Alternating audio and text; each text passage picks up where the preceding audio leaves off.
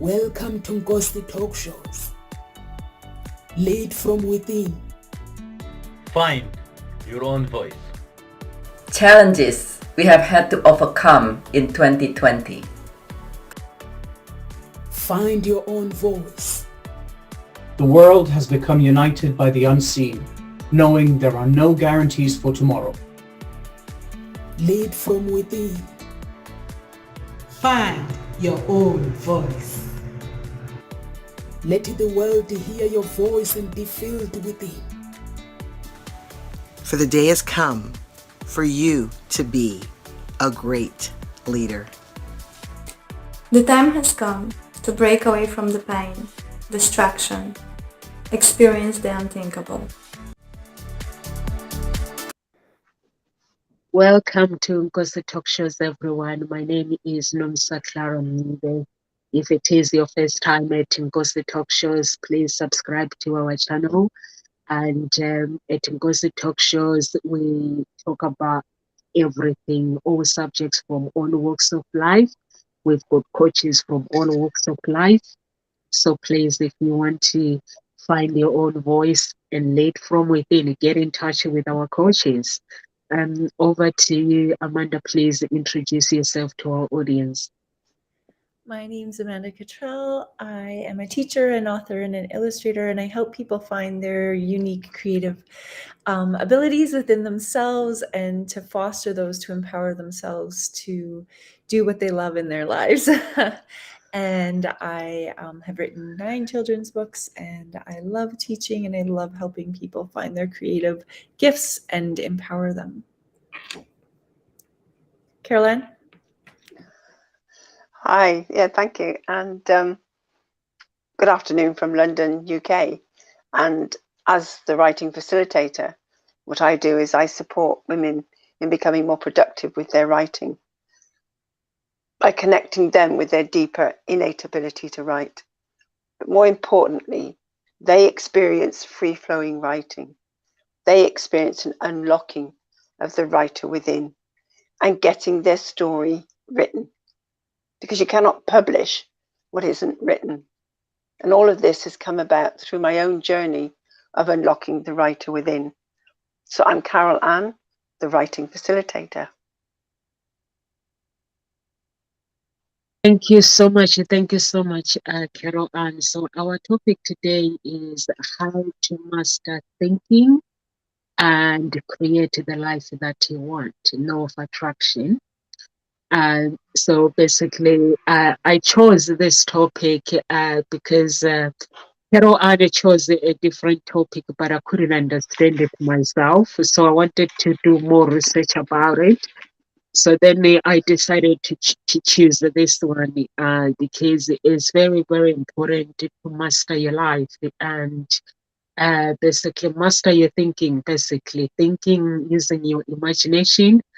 And that's what I'm learning at the moment, using my imagination to create my own business and basically get creative. So I'm basically learning a lot. So over to you, Carol Ann. How do you understand this topic? I know you approved the topic. Yeah, that's okay. So let's go with it. And we can talk about that other topic and bring it up another time, because it actually will follow on beautifully from this one. Yeah, people that are listening, tune in and see where we go. But yeah, master your thinking and create the life that you want. It is about mastering your thinking because it is about what you're focusing on. And people don't realize that what they focus on is what they end up getting, because where your energy goes, there's that phrase, isn't there? Where your attention goes, energy flows. And so if that's all you're thinking about, I don't want this and I don't want that, that is what you're thinking about. And the universe doesn't actually hear the negative. It doesn't hear that I don't want. it only hears the action. So it will only hear want this or want that. And so that's why you end up getting a lot of things you don't really want, because that's what you're focusing on. And I remember knowing this, and with my house, when my house got repossessed, I kept focusing on, well, what's it going to be? I don't want to lose my house. I don't want it to get repossessed. But I couldn't stop thinking about it. It was quite compelling and worrying. And I kept attempting to reframe it and rephrase it. But I was so caught up with, well, what's going to happen? Here, you know, having heard stories of they just chuck all your things, your belongings out on the street. A part of me, I think, just wanted to know. And so that's all I could think about and worry about. And actually, having been through it, my experience was, no, they did not chuck all my belongings out of my house. Because my other concern was, I had a 4-bedroom semi-detached house. It was quite a large house. We'd extended it. And it was like, how on earth do I sort all this, you know, these things out? Where am I going to put them all? So there was all those concerns and those fears. But no, they certainly didn't chuck it out on the street, but they did give me some time, a few days, to actually clear and empty the house. So yeah, be careful what you're thinking about. And there's something about taking responsibility for your actions, because what I had done was ignored all the letters. What I didn't do was open up the letters. I didn't take action on them. It was like I completely shut down. And I was attempting to build a business, but somehow couldn't do it. And all I could focus on was that I don't have clients. I don't know how to get them. So I didn't. Even though I knew I was capable of actually making the money that I needed to pay the mortgage. In the back of my mind, it was like, yeah, I know, but I think inside I didn't really fully believe that I was capable and that I was able to do it, because I couldn't see how I was going to do it. I couldn't see a way forward. So I hear you saying, Nomsa, you're visualizing, you're doing a lot of imagining, and that is key. You know, imagining it, visualizing it, but thinking positive thoughts, shifting your thoughts. What's your thinking about this, not Amanda? Well, I love what you're talking about on how you like experienced this one thing and you knew that in your brain that you could achieve this, but you didn't necessarily feel it. And I know that all the research that I've done is that we're a feeling universe, and you have to feel it first in order to be able to manifest it into your life. And so when I got divorced, one of the things that I did was I was living in my aunt and uncle's basement and waiting for the divorce papers to get signed. And I just kept visualizing what it would feel like to be in my own house and to be able to build the house that I wanted, and to be able to have exactly enough money to put a down payment on my house and also pay off my car. And so I just kept visualizing that and like thinking about what it felt like. And I'd go shopping and I'd look for like specific pieces of furniture that I wanted for my house. And eventually I ended up getting almost like to the penny what I needed to be able to do, to pay off my car and to be able to put a down payment on my house and to furnish everything I needed for my house. So it was pretty amazing to be able to, but I kept like I was looking for deals, but I was shopping for like things that would look perfect in my house, even though I didn't specifically have it yet. And so then I continuously, and then eventually, by the time I had my house, I had like bought all these different things on sale at the store at different times, and you could get them all delivered to your house on that day that you were getting the house.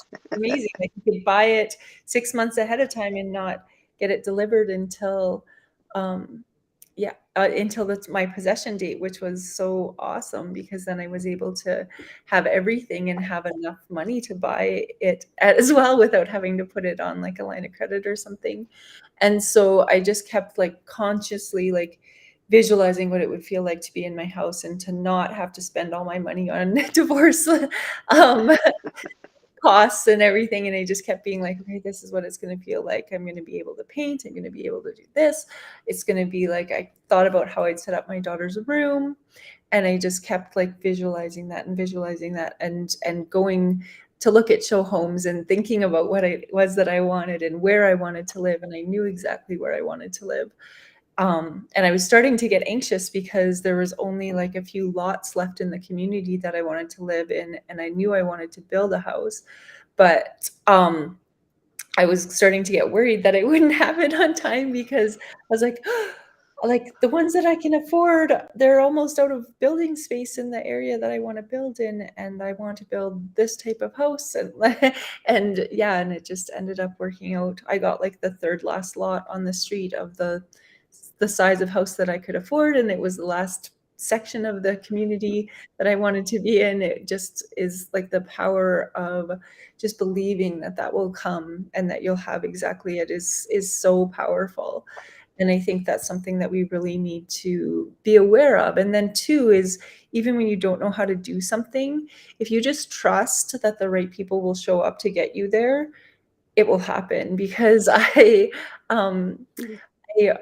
wanted to write a children's book, and I wanted to have it just in my classroom and to be able to use it in my classroom. And then these people just showed up that taught me how to get my books on Amazon. And now I have 9 children's books on Amazon. And it's like, I didn't originally plan to have that. I just planned to have this one. And then these people showed up to teach me exactly what to do so that I could, and then people continue to show up when you believe that this is what you're meant to be doing.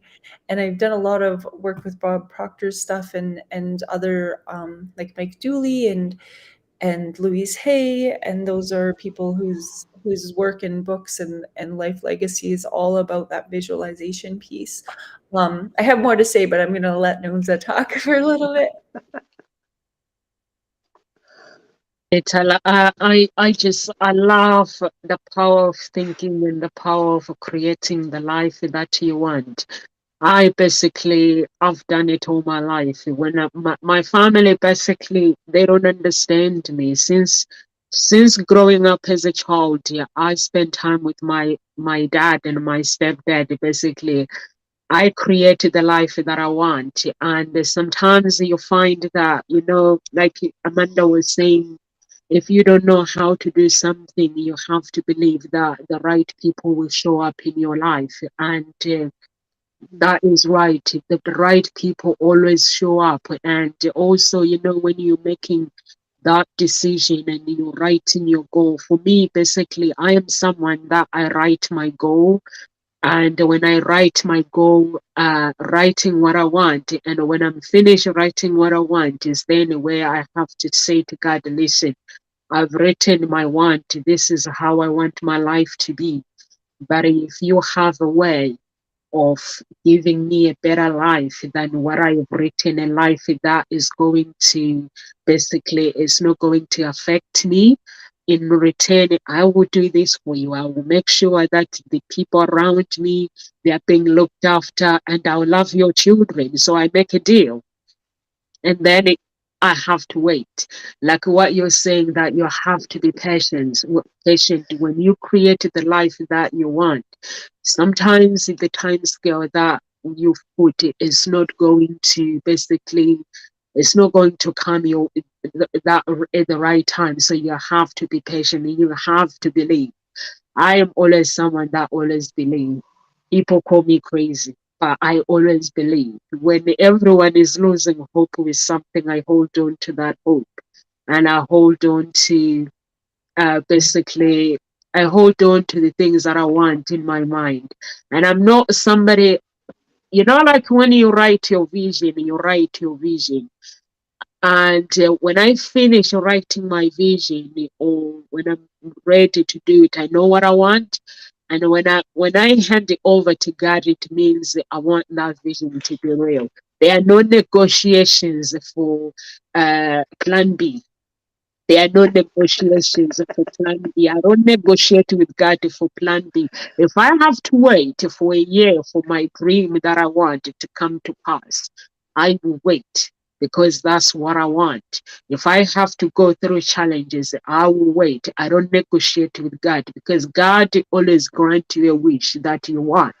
And as long you are willing to do something in return, and as long as something that it's not like obsession.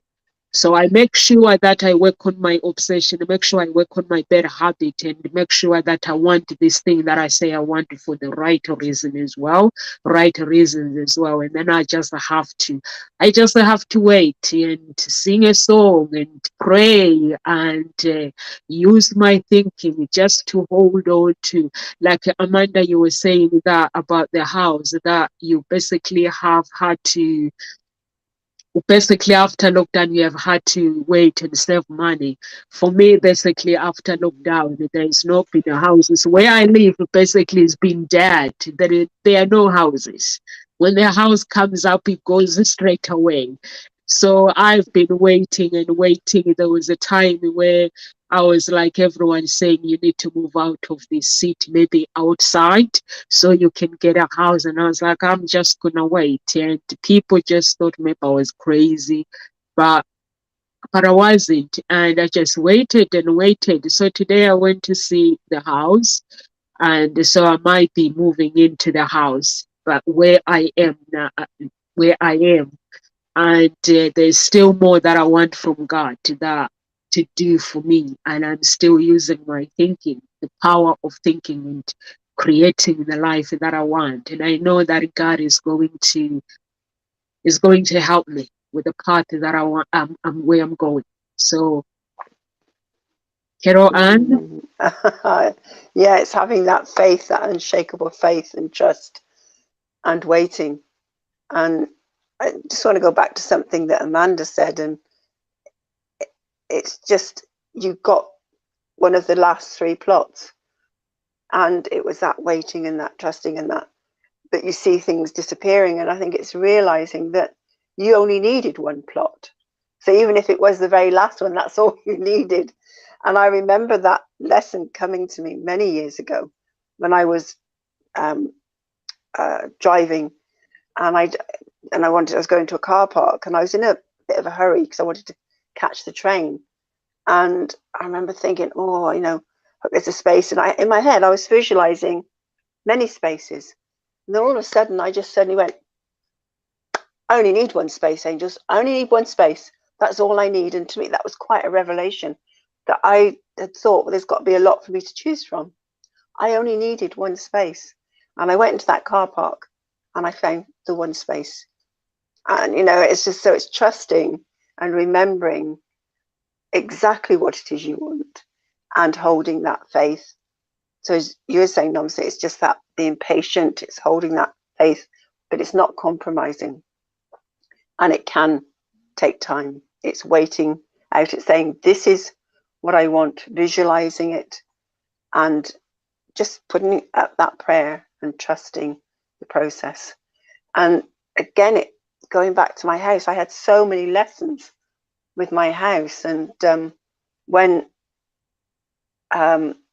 say so many on this whole visualization business, and this was before I knew anything about the law of attraction, had done any personal development work. And I think this is maybe what you were saying as well, Amanda. It's just something that you did. You just visualized it. You just put it out there. You felt it. And I remember my kitchen. I remember that there was some particular tiles that I wanted, and I'd seen them in the local DIY store. And every time we went in there, it's like, oh yeah, they're still there. I'm going to have those. Yeah, I'm going to have those. Took a few years, but I got them. I got them. And it was the same with, I remember, I think it was before my kitchen actually got, I got a new kitchen, a new units and everything, I got somebody to come and just draw it out and, you know, show me what was possible. And he priced it all up, and it was beyond what we could afford at the time. And I said, that's okay. I know what I want. And he said, oh, well, you know, it might be gone. You might not be able to afford it. I said, if it takes me several years, this is what I will get. And he just sort of looked at me. I was like, okay, but that is exactly what I did get. It did take a few years before we got the money, but that is the kitchen that I got. Those were the units, the work surfaces that I got, the cooker, you know, exactly what I wanted. And then I was looking at the tiling, and eventually, again, that took a few more years, but we got there. And the same thing with the extension to the house. I remember I'd always envisaged an extension on the house when we first bought it, but it was just something that seemed way beyond anything we could ever afford. But then suddenly I got a job teaching, and I had a regular income coming in then. And it's like, oh, it suddenly seemed possible.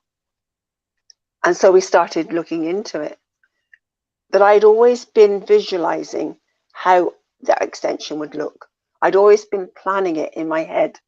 I'd always been going onto the landing, opening the airing cupboard doors, and visualizing myself walking through into an extension, the bedroom, you know.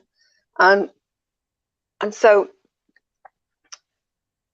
we eventually started looking into it because became a possibility. But there became a problem with the house in as much as we couldn't get a mortgage on the house. They wouldn't extend the mortgage because there was problems with it, with that particular type of property.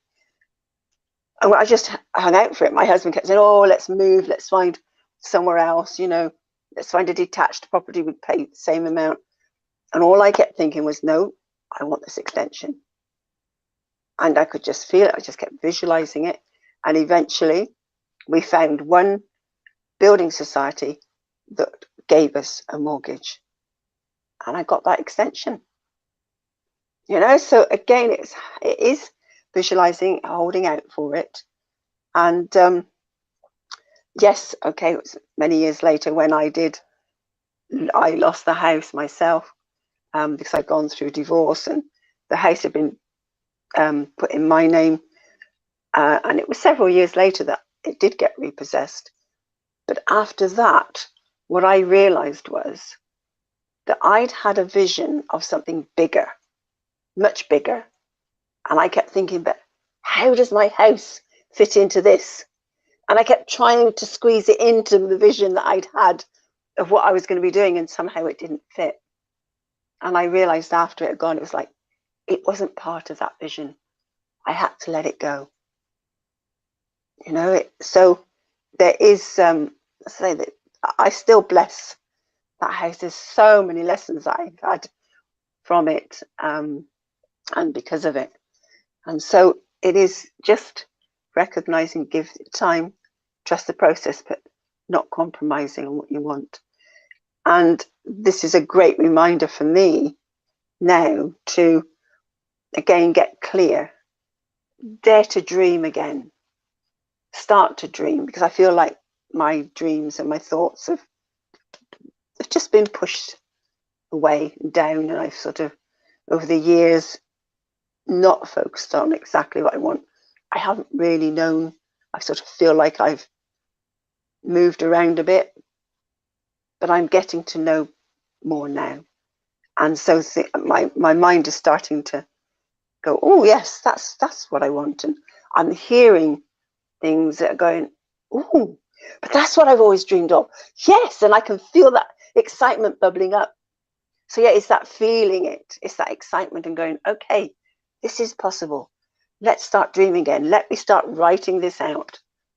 And there is a task that I've been putting off for a few weeks now, which is about writing my dreams down. You know, what it would be like if it was a 10, if it was here completely fully.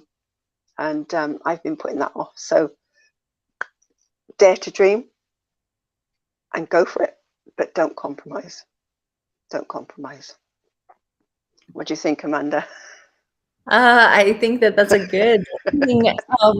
I also think that I know, like, I've been listening to a lot of what Bob Proctor talks about, and he talks about how in The Secret, like, people think that in his book, The Secret, people think that they can just manifest something into their life by just thinking about it, but it's more than that. And the thing that Bob talks about is how he would listen to this record over and over and over again. And then he would also like be doing these things over and over and over again. And he would give the record and the books to different people and nothing would happen. But for him, all these things were coming in that he'd never even imagined possible for him at a prior time. But the difference is that he was doing it through repetition. So he was listening to the record every single day. He was reading the same book over and over again for years. And it doesn't make any sense to read the same book over and over and over again, but that's what he was doing. And so what I've come to realize from studying his work is that it's not just about knowing, it's about repetition. And then if you think about it, if you want to be the best hockey player, if you want to be a hockey player, you have to get up and you have to lace your skates every single day and you have to practice hockey. If you want to be a piano player, you have to do the same thing where you're practicing every single day, sometimes for hours and hours and hours. Well, if you want something to come into your life, you also have to be visualizing that every single day and then also taking actions towards it. So I can't just be like, I'm going to be a famous hockey player and just sit there and visualize it and not do anything about it. I also have to have action. So there's that piece. I think there's that misconception sometimes that with if you've ever watched The Secret or if you've read any of the books that are in that series, that if you just sit there and meditate, it's going to come. And that's part of it, but that's just one part of it. And so it's that constant reframing your brain and that constant like writing down the same thing every single night about what it is that you want to come into your life, writing out your gratitude, because we are a feeling universe and we feel. If you can feel something with every fiber of your body that you want to bring into fruition, then that's when it's going to come. And so even if you start to get down, I found myself like, I was like, oh, the things that I want to manifest aren't coming. And I listened to this thing from the course that I'm taking. And the lady in the course, as I was driving back from the ski house, she said she had got into this funk and then she realized she had to do something to keep her brain focused on that positive and focused on it. So what I did on the weekend was I bought myself, I was just shopping with my daughter and I ended up buying this ring. And the ring is actually 3 rings in one and it has mountains and a river and a valley on it. And it's I can show it's the middle one where it's the mountains is the one and then the this part is the river and then this part's the valley and they're 3 separate rings. And because I love the mountains so much, I just was like, I walked into the store. I wasn't intending to buy anything. I just was like waiting for my daughter to be finished where she wanted to go. And I was like, here in 20 minutes. So I saw it and I was like, what is this? And she told me, and I was like, that those are the things that are so important to me is hiking and mountains and water. And so one of the things that I want to manifest into my life is a condo or something where like a vacation property. And so that's something that I've been like, okay, this is what I want. And I need to do it every single day. And so now every single time I look at my finger, I'm going to be like, okay, just take a deep breath and think about that, even if it's just for a second. But it's that constant repetition of this is my goal, because if we don't have that constant repetition, we're not going to achieve anything. And I think if you want to become a writer, you have to write every day or a few times a day or anything. Like I would have never achieved writing 9 children's books if I didn't do a little bit all the time. And that's that piece that I think is missing for so many people. They're like, yeah, manifestation doesn't work. It's like, well, it doesn't work if you only do it once. Nothing works if you only do it once. Like, and so that's the piece that I just wanted to add in for that. I totally agree, and I agree with Carol Ann. You said, Carol Ann, basically, you basically kept searching and you knew that you're gonna find someone to give you a mortgage, and you did. And I like it when you say dare to dream as well and never give up. I think it is very, very important to go for the things that you want in life. And sometimes there is a danger with the dreams. Sometimes the original dream vision that you have will come in a different way. So you just have to be aware that so you don't miss your blessings, because sometimes we may write it in a different way, but then sometimes an angel will enter your life and just say, I'm here to, they're not going to tell you that they're there to help you. So it's up to you basically to actually realize that actually this is the dream that I actually wrote, that I'm going to do this, I'm going to do this. And as long as you're not downplaying, downgrading your dream as well, and because some people they compromise and trying to fit in with other people. For me, basically, if I'm doing something, I don't talk to people about my dream.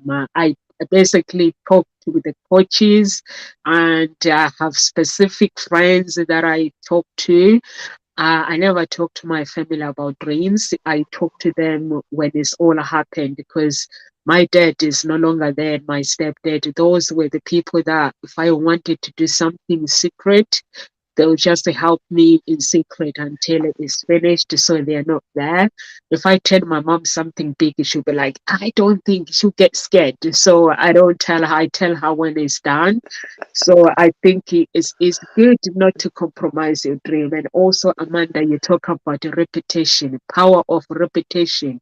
You know, when you basically constantly reframing your basically your brain, your dreams, and whatever you want in life, and seeing that dream coming to reality and believing that this dream is gonna happen, and having that strong. When I'm saying having faith, I'm not just saying that you're just gonna have to have faith and just say things will happen. In your heart, there's got to be a strong feeling, a connection that connects with your spirit. That basically we can choose the energy that we want. So you're gonna have to connect your dream with your spirit, and it's called a winning spirit. Yeah, it's called a winning spirit, and connect that energy with your winning spirit, and just hold on to that dream strong, even if it doesn't make sense, because there will be times where life is not gonna make sense. You still have to, because when life it doesn't make sense, it doesn't mean that the dream is not gonna happen.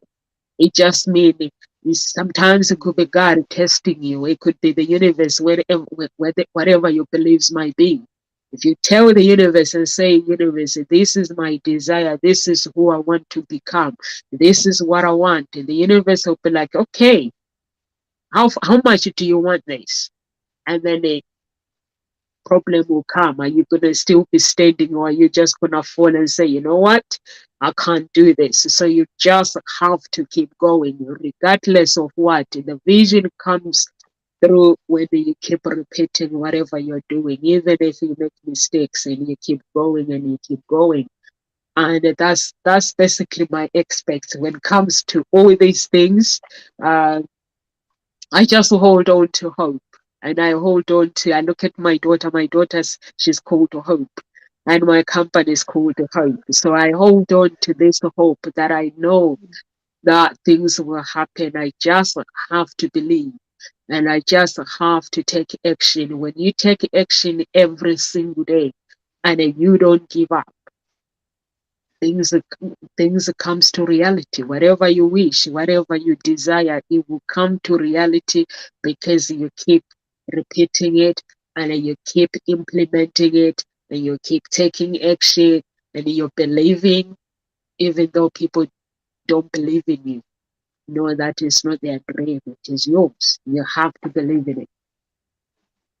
Absolutely. And it is having people that support you, and those people that you know aren't going to support it or are going to put it down, it's not worth sharing with them. So it is being discerning about who you share it with, because there's nothing more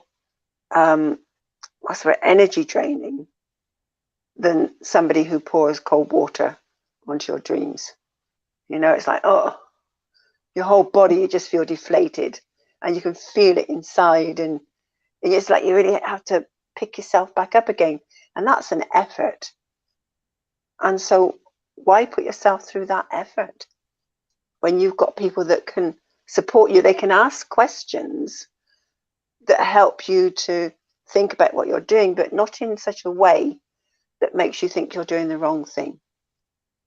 Their questions don't deflate you.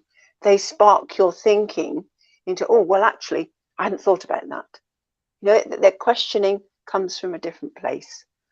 It comes from a supportive energy, and one that wants to see you succeed, you know, and believes in your ability to create and manifest what it is you're after. I found a lovely quote this morning. You become a master of your life when you learn how to control where your attention goes. Value what you give your energy to. So, you know, it is valuing yourself. It's valuing your own energy, your health, because it can have an impact upon your health if you're not careful. The stress of it can eat away at you, and then that manifests in physical illness. So do be aware of what you're giving your energy to, and value it. Become goal orientated. Yeah, if it doesn't make sense, doesn't mean it's not going to happen. I love what you said there, Nomsa.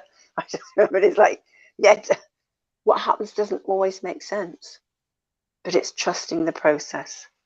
Just going with it and just going, okay, Lord, show me what's going on here right now. How does this fit with my dream? How is it going to work out? What is happening here? What do you want me to do? What actions can I take with what you've just shown me? Even though it doesn't make sense, it's trusting the process, because it all becomes clear later on. And that's the beauty of trusting and embracing what does show up, and welcoming and receiving it. So there is being grateful. There's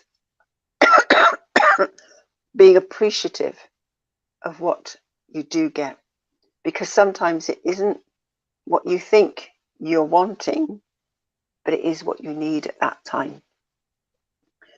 So being goal orientated, it actually unleashes the power of goal setting.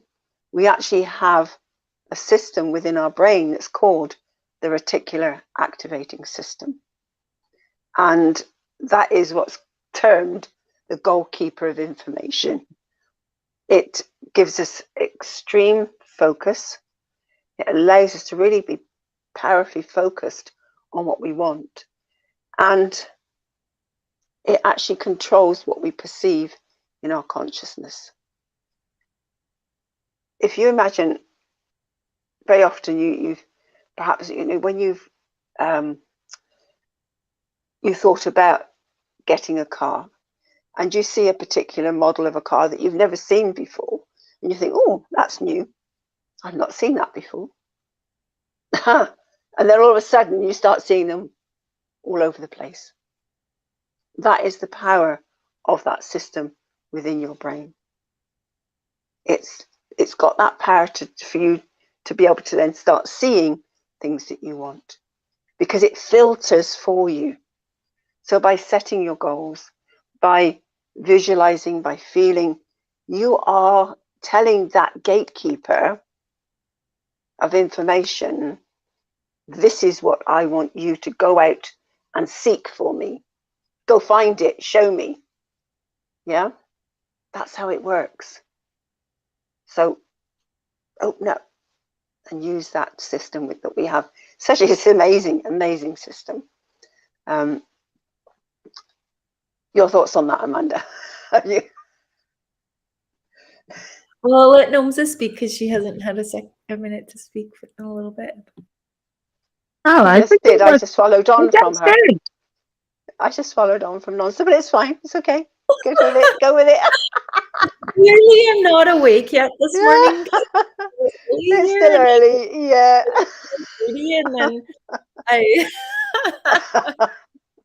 And then I'm in a little bit of a daze still. Yeah. Oh, that's okay.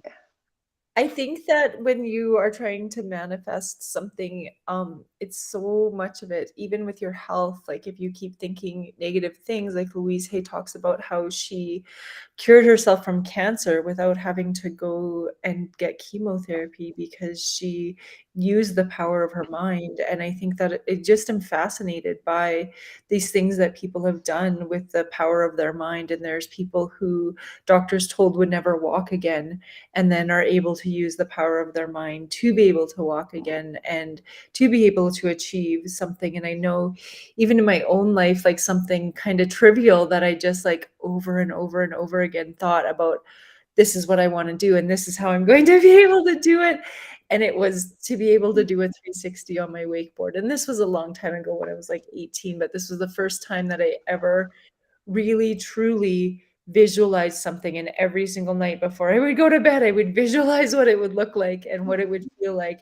And eventually that summer, I did it. I was able to do a 360 on my wakeboard, which was something that none of the guys I even know could do at that time. And it was like, I just visualized it and visualized it. And that was the very first time that I was like, I would like go to sleep thinking about this and I would wake up thinking about this. And it's the very first time in my life that I ever had something so like that I wanted so badly and I kept thinking about, and then finally it happened. And I remember the feeling when I first landed it and I was like, oh yeah, I landed it. And I even like have a video from it. I don't do that anymore because I'm like 40 now. And landing hard on the water hurts my head. Oh. But yeah, so that's something that it's like if you really, really want something, it's just that constant visualization of this is what I want and this is how I'm going to get it. And it was my very first experience of that ever. And it wasn't something that important or that, but it was a goal that I wanted at the time. And then I know too, when I decided that when I became a teacher, the other thing I wanted was I wanted to do my master's as soon as I could. And so I figured out how long I had to wait after being a teacher to do my master's. And I literally like applied to go into my master's the moment that I could, which was 2 years after teaching on a full-time contract. And then I got it. And it's like something that you just like never, like I at first was like, oh, I won't get it because I'm like only 2 years into teaching and like they don't accept people that are like so new to the industry and all those things. But at the same time, I was like, no, this is something that I really wanted. I like looked it up how long I had to wait. I knew that and I'm smart enough to do this. And this is why I want to do this. And people would be like, why are you going into your master's if you don't want to be a principal or a like administrator? And I was like, because my job hasn't been invented yet. Because my master's is in education technology, right? And so because it was like I don't want to be a principal, and but so many people that go into their masters in teaching, it's just so that they can get into being a principal or an assistant principal or something like that. But for me, it's always been no, I want to utilize that power of technology in a very different way and empower people with that. And so even though my goal was very different than other people, and I still don't know what my complete job is with that master's degree, but it's helped me in so many ways. Like I can do this with people in the UK. I can build websites. I can self-published books on Amazon. Like there's so many things that just doing that master's has given me the confidence to be able to do, because the technology when I did my master's to self-publish books on Amazon, I don't think it was there at that point in time. But when I did learn about it, I was able to have those skills to be able to like trust myself enough with the technology that I could learn it, right? And that's the same with anything else. Like as soon as you get a little piece and you know that you can do some of these things, then that learning just spirals and eventually you'll manifest it into reality.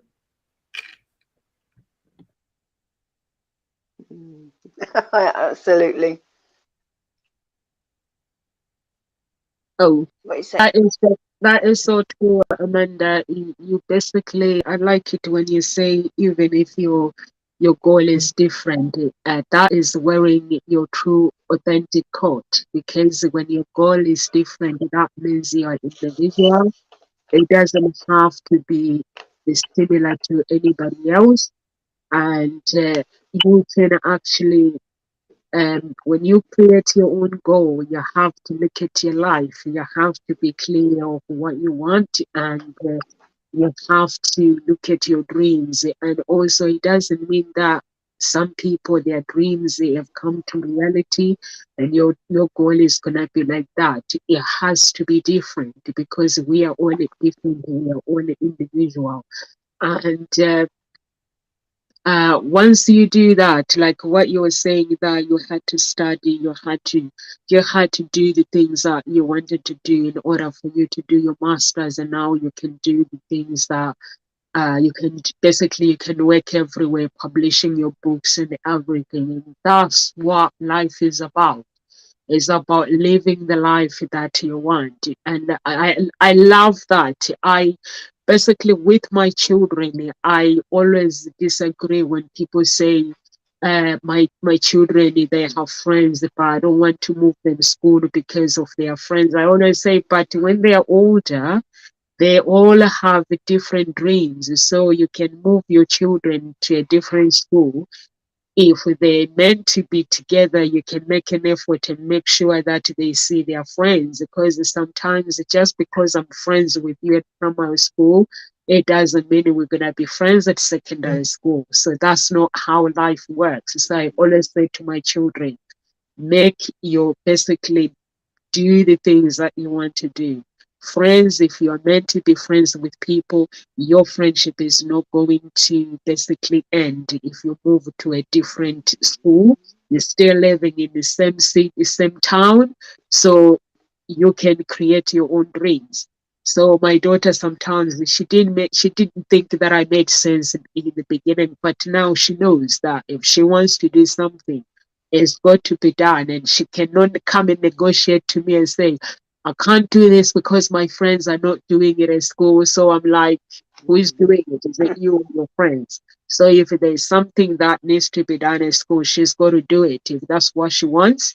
And friends, they'll still be friends. They can meet up after she's finishing whatever the activities, and they hang out and everybody's happy. So it is basically, for me, basically, I believe in the power of authenticity, knowing who you are, and doing creating your life as an individual, even if it means going through challenges and basically looking back. Because when you go through challenges, when you're doing something, you'll look back and you'll be grateful, like what Carol Anna was saying, that you have to be grateful. You have to embrace everything, that dream with the idea when it shows up, and you have to embrace the results and be grateful. And I think that is very, very powerful, having the basically the ability. Carol Anna, you talk about the energy. Energy is very, very, very important. I didn't realize before that how much energy important is, but it is very, very, very important. And I'm starting to value my energy more, Carol Ann. I'm actually starting to value my energy more. Before, I didn't realize that actually my energy is more valuable and is more important. and I would just do things and not value my energy. But now I've come to a realization that my energy is very, very important, and no one can actually take that energy away from you. It's individual and it's authentic. So whatever the desires, when we are creating our goals, we have to know how important our goals are. Like Carol Anna was saying, that embrace it and be grateful, and don't have doubts when you're basically creating your goals, because those doubts will actually remove the good energy that is coming your way. So you have to understand the power of blessings and the power of being grateful, even the little things. For me, basically, it's the little things that make difference in my life. And I just appreciate God and the universe, that people can just ask whatever they want. You can just ask, but people don't know that. And the past as well, you have to forget about the past. We can't forget about it, but we have to learn from it. But we cannot keep going back to what went wrong in the past. We just have to embrace it and thank the past, that we are who we are because of that past, and just be grateful and rewrite our own story. That's the only thing you can do. Rewrite your own story if you need to rewrite it. And if your story is been written properly, you don't need to rewrite it. Embrace it. I Just just want I just want to tap in on what you said about your children and their friends, because I think so much about what it is, who you attract into your life is because of your energy. And if your energy is in this higher vibration, then those are the people that you're going to attract into your life. But if you are at this lower vibration, those are the people that you're going to attract into your life. So you want to surround yourself with people who are doing this kind of work and who are empowering their lives through mindfulness and energy work, and reaching to achieve your goals. And one of the things I always think about is, who are the 5 people that are the most closest to me? Because those are the people that are going to determine what my potential future is too. And so I want to surround myself with people who are striving to achieve their goals, who are doing the work, right? I don't want to surround myself with people who are negative, or who are um, not doing things that are working towards achieving their goals, because then I'm never going to achieve mine either. And so with our children, we always have to teach them too, to like, you want to attract people who are going to uplift you. But also the other thing is too, is that you don't want to be the smartest person in the room, because then you're not learning, right? Because if you're the smartest person in the room, you're in the wrong room. There's always going to be somebody that can teach you something. And so you want to surround yourself with people who can teach you, because then they're going to help you grow. And you don't, but I find that sometimes, like my daughter especially, she'll be like, oh, I'm not the best at that, so I don't want to do that. And I'm like, no, those are the people you want to surround yourself with, because those are the people who are going to teach you how to get to that next level. If you are like, not go skiing with people who are better than you, because that's the only way you're going to get better at skiing. You're not going to get better at skiing by skiing with people where you're the best skier, right? It's just, that's the way life is. Like, if you want to become better at something, you need to surround yourself with people who are already good at that, because that's how you're going to get better at it.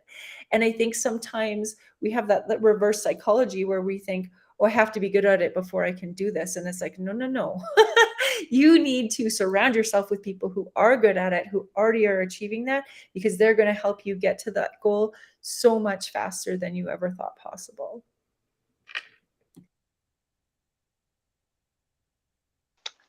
I was muted. I get what you're saying now. I can see something in a different light. And because, yeah, if you are the smartest person, there's nothing seemingly for you to learn. And it took me back to when I was first went up into the secondary school, so at age 11, I was put in the second set. And then they did some tests and I came out at the top and I got moved up to set 1. And I always remember thinking, no, I don't want to go there because my friends are here and I won't be able to do that. And but they did it anyway because they thought it would be better for me to have that struggle. And I can see now where they're coming from. But up until this point, although I sort of realized it, but up until this point, what you've just said, it now makes better sense. Because for me, it would have been better if this thinking was around then in terms of helping people with their limiting beliefs, actually understanding that maybe a child had a different view of it and help them to work with that. Look at the limiting beliefs that actually spring up because of that struggle. I always saw myself as bottom of the set, always near the bottom. And therefore, for me, I was not good enough. I was, there was always these people above me. There was always someone better. And I built up a whole load of disempowering limiting beliefs around my ability because of this. And I always blamed that school for moving me up to the top set. Why couldn't they have left me where I was, that set below? And so it is, then it would have been far better for me to have had this personal development mindset of realizing this and being able to work with it, recognize how it was making me feel, but also working with it in a different way. And so I've now come to a place of thank you, gratitude and acceptance. That has really shifted my whole thinking around that. So thank you just for those few words, putting it in that context, because suddenly it looks differently. And it is about how you view things, your perception on something. And if you can shift your perception, opens up the world. But certainly recognize how things are impacting your children. Because as you were saying, Nomsa, you can't wait around for your friends. And that's great advice for your children because,